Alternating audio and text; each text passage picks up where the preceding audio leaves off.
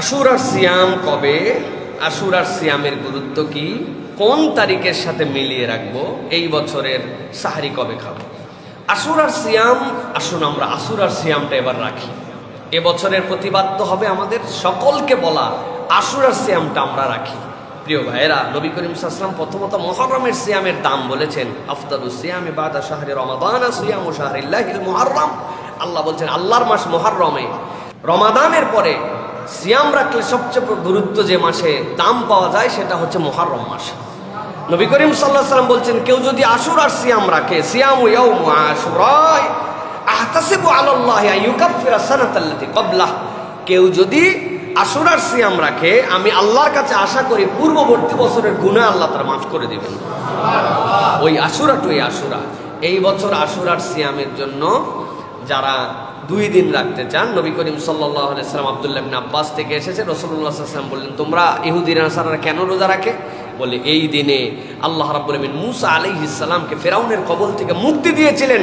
নবী বললেন, মূসার ব্যাপারে আমি বেশি হকদার, ওরা মূসার উম্মত আর আমি মূসার ভাই, আমি নবী হিসাবে তার ভাই, অতএব আমরাও সিয়াম পালন করব। সাহাবায়ে কেরাম একটু চিন্তা করলেন, ওদের সাথে তো মিলে যায়। নবীজি বলেন, আগামী বছর ইনশাআল্লাহ আগের দিনের সাথে মিলায় বাঁচায় রাখলে আমি 2টা সিয়াম পালন করব।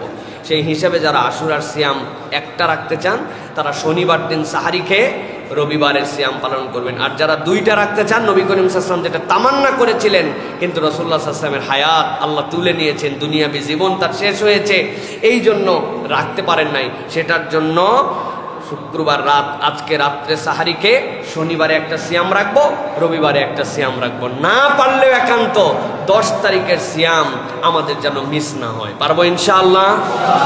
অপরকে দাওয়াত দিতে পারবো? তাহলে এই বছরের সিয়াম কবে? আগামীকাল এবং পরশুদিন। আজকে কয় তারিখ? 4 তারিখ।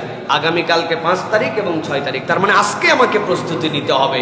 আমরা নিজেরা দাওয়াত দেই অন্য ভাইকে, এবং আল্লাহর কাছে আমরা আশা করি যে আল্লাহ যেন আমাদের ও রাসূলুল্লাহ সাল্লাল্লাহু আলাইহি ওয়াসাল্লামের আশা অনুযায়ী বিগত বছর থেকে এই বছর পর্যন্ত আমাদের সগীরা গুনাহ যেন আল্লাহ মাফ করে দেন।